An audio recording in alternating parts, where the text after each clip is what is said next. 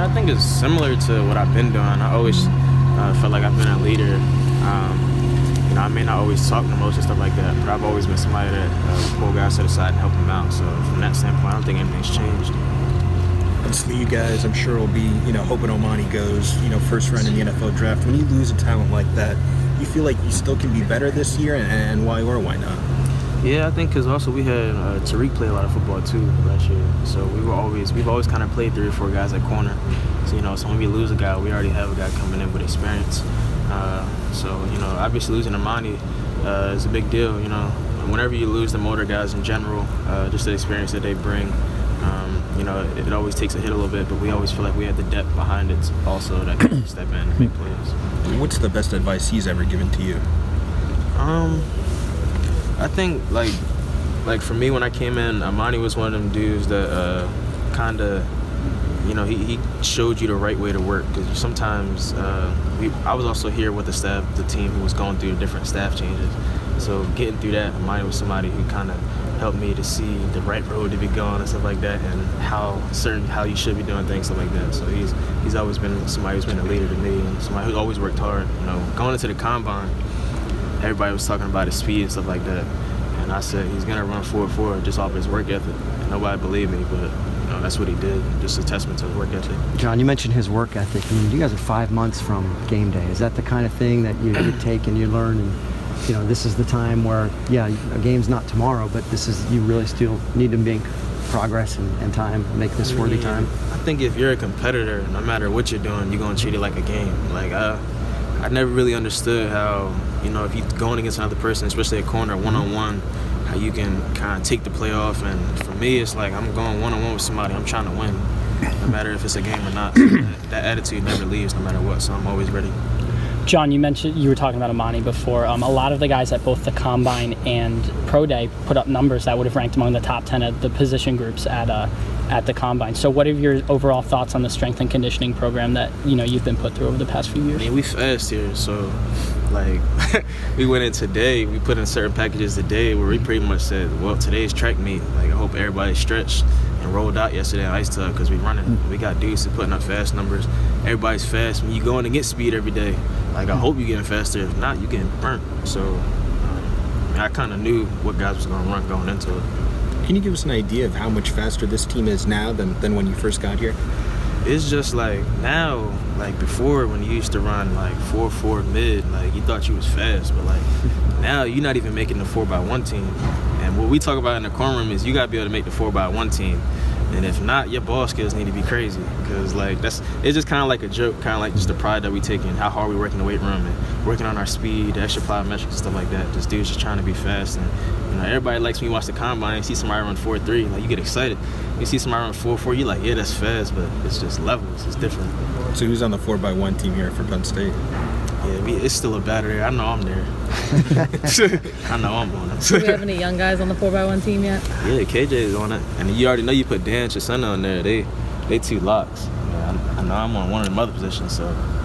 John, what have you seen from the young receivers? Juwan obviously has moved on, and so has DeAndre.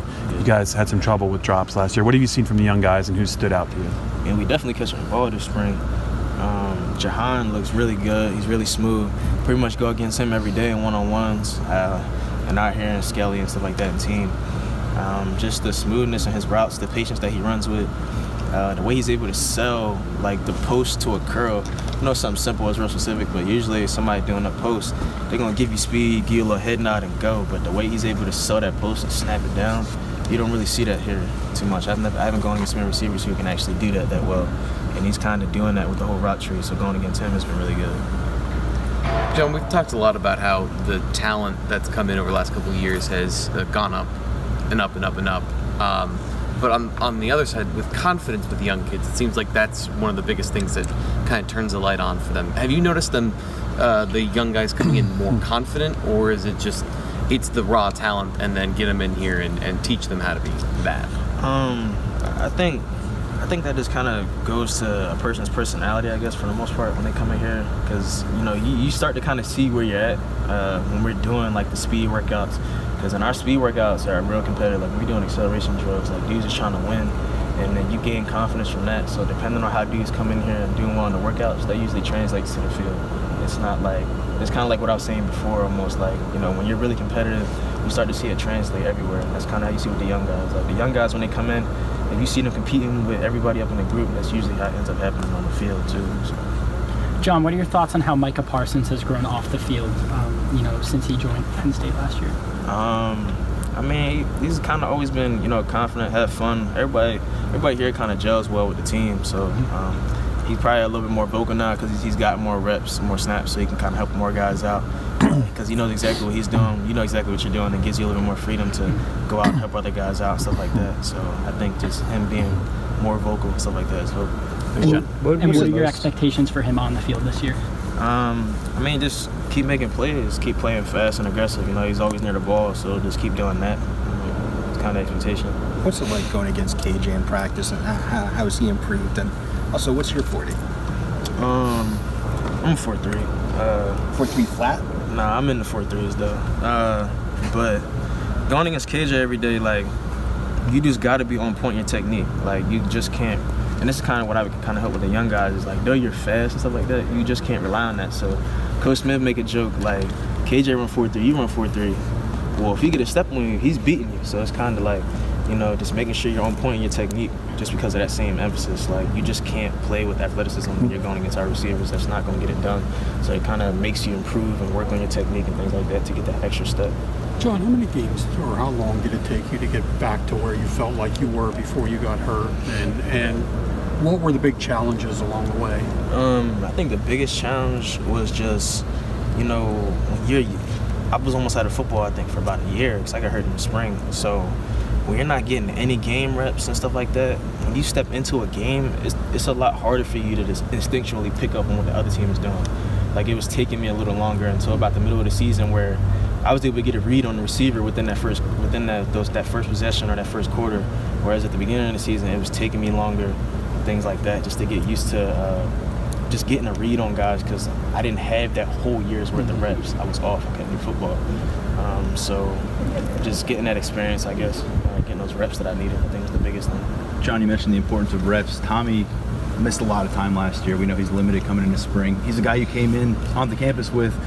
How tough is it to see him kind of deal with those struggles? And as someone who can relate to missing time and being sidelined, you know, conversations you've had with Tommy, how do you guys make sure that he's, you know, totally checked in because you might not need to count on him in a big role? Yeah, I think, but like with Tommy though, since he's a quarterback, a lot of it's on his arm, but also his footwork.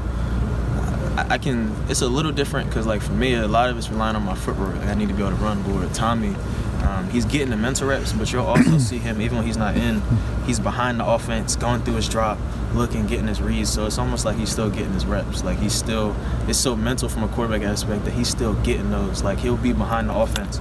You'll see him and they'll be like, ready, set, go. And he's back there going through his reads, faking like he's throwing. And that's super important. The decision making as a quarterback, you know, I think is ultra important. He's been working at a lot this spring. How does Sean Clifford challenge the defense? I mean, y'all seen some of the throws he can make when he comes in the game, so he's still doing a lot of that. You know, he can put the ball, you know, he has really good touch. He can put it in those little holes that you in the zone and things like that. So he's shown a lot of growth, and I think he's shown a lot of good things this spring. Have you seen anything in particular from Lamont Wade this spring? His energy. Like I always told him, I can't wait till, you know, he steps in and, you know, we can be on the field together because we were always in the field together in certain packages. But just the type of energy he plays with, you know, it kind of reminds me of like Marcus. I used to play with Marcus a lot. So just having him step in, it's just like makes it super fun. We're kind of on the same page. We like to have fun. We joke around the field. So it's just, you know, I like that energy that he plays with. Time for two more. What would be the best piece of advice you think you wish you would have gotten when you were just coming into this program? And how can you relate that to the younger guys? I think I guess I had pretty good people around me. You know, that's one of the reasons I chose Penn State, because I know I would be in a good environment.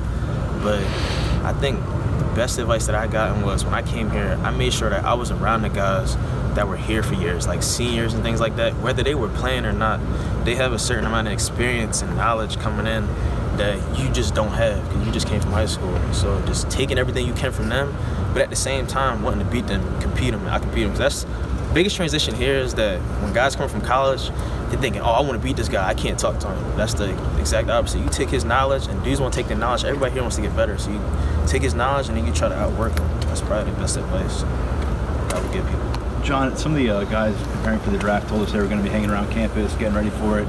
Any of those guys in particular you're still seeing almost day to day, or really can't keep themselves out of the facilities and still kind of like a member of the team? I think most of them still come in just day to day, even if they're coming in for treatment, there's some extra weights and stuff like that. I wouldn't say anybody specific. You kind of see everybody. Just everybody's on a different schedule. I think for the most part, everybody still comes in, either does some footwork, rolls out in the weight room, just stuff to keep their body right. Thanks, John. Thanks, John.